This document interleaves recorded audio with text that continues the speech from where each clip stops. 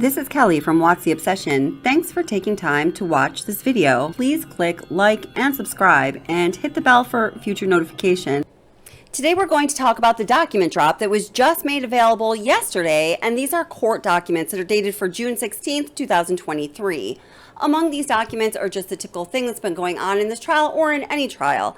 The defense is asking for more evidence and more time, and the prosecution is putting forth reasons or at least responses saying that that should not happen or why that should not happen. I should point out that this is very interesting since at Bryan Kohberger's arraignment, his attorney Ann Taylor asked for the trial date to be set just outside of the speedy trial limit, October 2nd, and it does not look like the defense is able to adhere to that timeline. So let's talk about what's going on, and most importantly, what we have learned about the DNA evidence. The most interesting document in that document drop is a state's motion for a protective order. And the protective order pertains to the DNA evidence and the process by which the DNA evidence was examined. The document gives us a narrative from the state's attorneys that allow us to connect the dots regarding how DNA came into play in the arrest of Bryan Kohberger and how it will come into play when the eventual trial takes place, if it does indeed take place. It seems likely that it's going to take place, but we have learned from past cases that cases we believe are headed full speed towards trial don't always get there. So all we can ever do is wait and see. Okay, so regarding the document itself, I read through it a couple times, and I also spoke with an attorney friend of mine who does some consulting for this channel for us to help explain the more nuanced legal aspects that are embedded within this document. So, just on the first page, I'm going to skip past the stuff that doesn't really mean anything to us anyhow. It says, law enforcement found the DNA of a potential suspect at crime scene, and the FBI submitted DNA to one or more publicly available genetic genealogy services to determine potential relatives of the suspect. The FBI then used common geological techniques to develop a family tree leading to defendant.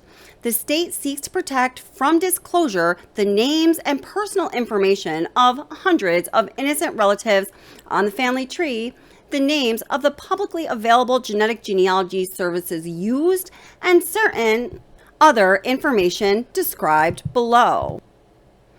Then it goes into the factual background, and here within there are some interesting facts that we didn't know all of the details of. So you can hear in what I already read, essentially, as I kind of said, the state is just seeking to protect or seal or not have to disclose to the defense all of the details about how the FBI lab got the information of the people that led them to make the match with Bryan Kohberger's father, and also to not disclose the names or identities of those people to the defense, because the defense has at this point submitted their fourth motion for discovery of certain documents and evidence that they do not believe they have. So here under the factual background, the document reads, on November 13, 2022, law enforcement found the bodies of Madison Mogen, Kelly Gonsalves, Xana Kernodle, and Ethan Chapin in 1122 King Road in Moscow, Idaho. All four victims died from apparent knife wounds. Law enforcement found a K-bar knife sheath on the bed next to the bodies of Madison and Kaylee. The sheath was face down and partially under both Madison's body and the comforter on the bed. Law enforcement seized the K-bar knife sheath pursuant to a search warrant. The Idaho State Police Lab in Meridian, Idaho, located DNA on the K-bar knife sheath. The ISP laboratory determined the DNA came from a single source, and that source was male. So there, just within that first paragraph of the factual background, we learned a little more about exactly where the knife sheath was found. So it said that it was found under both Madison Mogen's body and partially underneath the comforter. So I guess that kind of paints a curious picture because, I was asking the question in my mind, like, how did the knife sheath get under the comforter? So, if gosh, it's so hard to think about, but if Kaylee and Madison were both, sleeping on the bed, and they were or were not covered by the comforter, you know, ostensibly the assailant would put the knife sheath down and, you know, do the terrible things that he did. So the fact that it somehow made it under the comforter indicates to me some definite sort of movement, which would essentially, I guess we could say it, would imply that perhaps there were defensive wounds on either Kaylee or Maddie, or both Kaylee and Maddie. And may they rest in peace. And God, I hope someday their families find some semblance of peace. So next, the document talks about the process of making the match of the DNA from Bryan Kohberger's DNA found on the knife sheath. Well, they didn't know it was him at the time, of course, to eventually matching it to his father's DNA. So they say that they collected the DNA by certain means and they ran it through CODIS, and CODIS did not turn back a match. So the document goes on to say, unable to find a match using STR DNA analysis, law enforcement decided to use investigative genetic genealogy to find a lead. So it's going to be referred to as IgG and most of the remainder of the document. Genetic genealogy allows individuals to trace their lineage or connect with unknown family members using DNA. Typically involves sending DNA, such as a tube of saliva, to a genetic genealogy service like Ancestry or 23andMe. The genetic genealogy service then creates a single nucleotide polymorphism, SNP, profile to use for genealogical purposes. An SNP profile is different than an STR DNA profile and is used more often for genealogical purposes.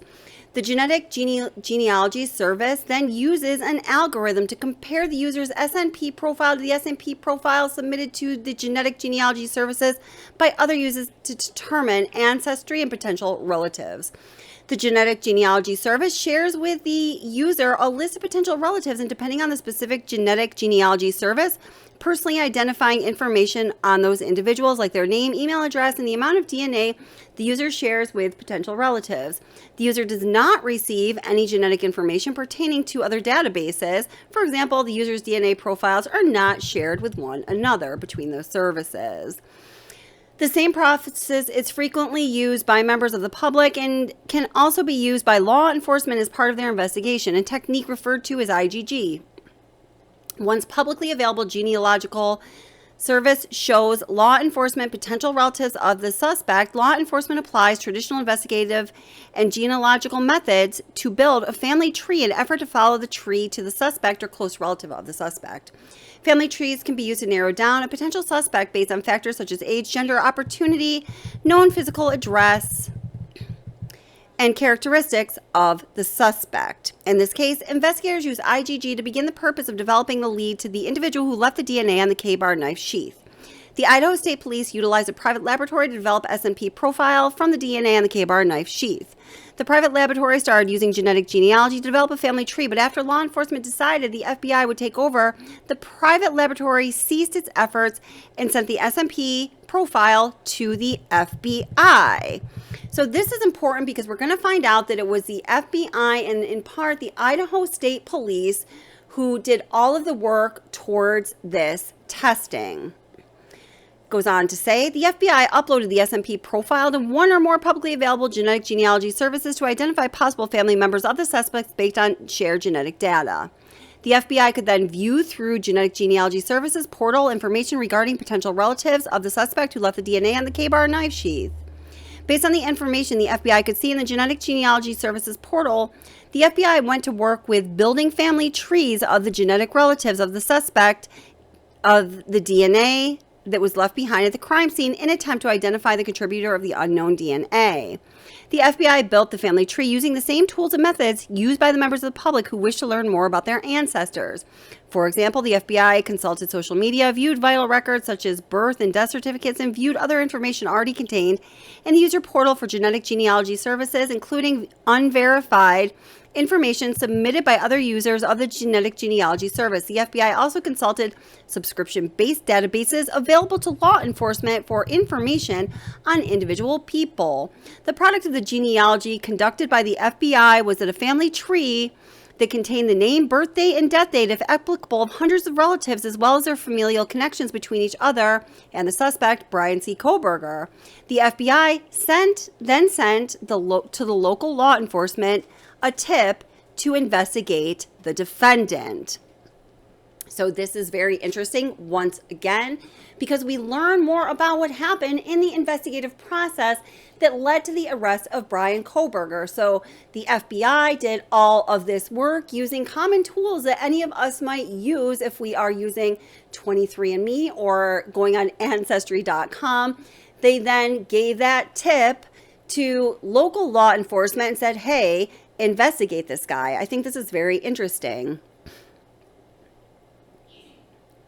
The IGG process pointed law enforcement toward defendant, but did not provide law enforcement with substantive evidence of guilt. The FBI did not, for example, conduct a direct comparison between the SMP profile from the K-bar knife sheath and the defendant's SMP profile. That type of direct comparison requires a more traditional STR DNA analysis, which was conducted by the Idaho State Police, not by the FBI. So what does all of that tell us? That tells us that the Idaho State Police and agents from the FBI are going to both be testifying in the potential trial regarding the DNA evidence on behalf of the state, right? So those are the people we are going to be hearing from. We're not going to be hearing from people from Ancestry.com or 23andMe. It's these guys that did all of that work with those resources that were available, and that is who we will be hearing from. So the document goes on to say, prior to the FBI's IGG efforts, the ISP lab developed a traditional STR DNA profile found from the DNA that was found on the K-bar knife sheath. After IDing the defendant, law enforcement recovered trash from the home of the defendant's parents, and ISP laboratory did an STR DNA analysis of items from the trash for comparison to the unknown crime scene DNA. So the rest, this really we knew that was contained, that information that was contained within the PCA. Document goes on to say, pursuant to a search warrant, law enforcement collected the DNA from the defendant via a buccal swab. A traditional STR DNA comparison was done between the STR profile found on the K-bar knife sheath and the defendant's DNA. That comparison showed a statistical match. Now get this. Specifically, the STR profile is at least 5.37 octillion times more likely to be seen if it is from the defendant than any other person in the world, essentially. So this is something we also heard about in the Murdaugh trial, for those of you who tuned into that. So 5.37 octillion times more likely is a tremendous number. I honestly cannot even comprehend. So now this is something I talked about with my friend Alex, who is our What's the Obsession channel legal consultant. And we were discussing the fact that no doubt the defense is going to find a way to challenge, the fact that the DNA found on the knife sheath was in fact Bryan Kohberger's. There is always a way for the defense to challenge something, but man, 5.37 octillion times more likely to be his DNA than any other person on earth sounds pretty damn convincing to me. So this next part is very interesting because we know that in the defense's motions for disclosure of discovery and their consecutive motions for disclosure of discovery and their supplemental motions, we know that they wanted all of the information, regarding how the DNA sample was tested. That's number one, because we're gonna see become two separate things. And they also wanted all information and evidence presented to the grand jury. So the document goes on to say, the genealogy conducted by the FBI resulted in a lead that pointed law enforcement to the defendant, but it did not result in the creation of many documents or records. Much of the information relied on by the FBI was only viewed through the usual portal and publicly available genetic genealogy services and other investigative databases. The FBI did not download or create copies of those records. Once defendant was in custody, the FBI removed the SNP profile from the Genetic Genealogy Service pursuant to the United States Department of Justice Interim Policy for Forensic Genetic Genealogical DNA Analysis and Searching, a DOJ policy, Department of Justice. This means the FBI no longer has access to view much of the information it used to create the family tree and cannot view it again without resubmitting the SNP profile to the Genetic Genealogy Services. To the state's knowledge, the only records that reflect the FBI's effort to create the defendant's family tree is the family tree itself, notes jotted down by FBI agents as they constructed the family tree, and any records created to document the removal of the SNP profile from the Genetic Genealogy Services pursuant to the DOJ policy. The state has not seen, nor does the state possess, these records or copies of these records. So what all of that is saying is while the FBI was going through this process of doing what they had to do, using the resources from Ancestry.com, 23andMe, etc., to construct this family tree, to take the steps that are necessary to identify the family members and eventually the suspect based on a DNA profile, they don't have any records of that. And the state is saying, you know, as far as we know, at least, they don't have any records of that. So although you want this information, defense, Bryan Kohberger, sorry, man, we don't got it. So really, if they still want that and the state is saying they don't have that, I guess they would have to, you know, then call to testify, which of course is going to happen, the FBI agents, and then also some of the Idaho State Police members who were part of doing this work to create that family tree to eventually lead them to today's defendant. So, I mean, I think that's kind of interesting. And when I was talking to Alex, our Watch the Obsession legal consultant, he was extremely surprised that the FBI did not maintain any records of that process. Now, we had a discussion, and obviously neither of us are by any means experts of this, you know, genealogical testing process that they went through in order to try to identify the suspect. And from what we understand, it can be a very long and extensive process. In fact, from what I've heard the experts say about this, law enforcement was super lucky in this case to find a relative of Kohberger so quickly. This could have taken months and months more, or even years more, and it could have very well ended in a completely fruitless process. So, I mean, I don't know. How many agents did they have working on this? Did they just think there's no way we're going to get to the, you know, end of this anytime soon? But it just does seem, doesn't it, like they would be documenting the process along the way. So I'm wondering if this is going to be an issue that comes to surface during the process of the trial as presented by Bryan Kohberger's defense. I mean, if we ever do get to a trial, which I personally think we will, and I hope we do. But again, you never know. I think what we gained, you know, by being privy to this information that was released in this court document from the state is we found a little more information about the knife sheath, how it was found, where it was found, and how the DNA found on the knife sheath was analyzed, and some possible holes that the defense might be able to poke in the state's case.